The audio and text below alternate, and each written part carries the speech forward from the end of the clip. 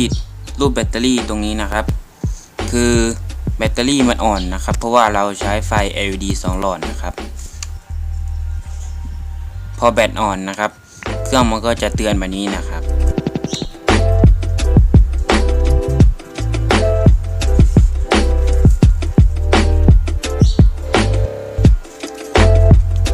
แล้วก็นะครับอาจจะมีคนถามนะครับเฮ้ยโมทั้งทีก็ต้องมีไฟฉายสิ มิเตอร์แพงๆมันยังมีเลยก็นี่นะครับ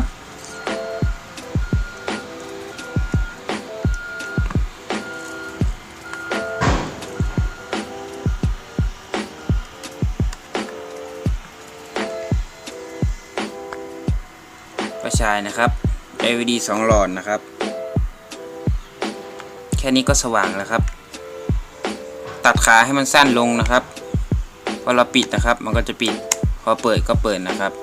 ตัดขาให้สั้นลงแล้วก็เสียบเข้าไปจนสุดเลยนะครับ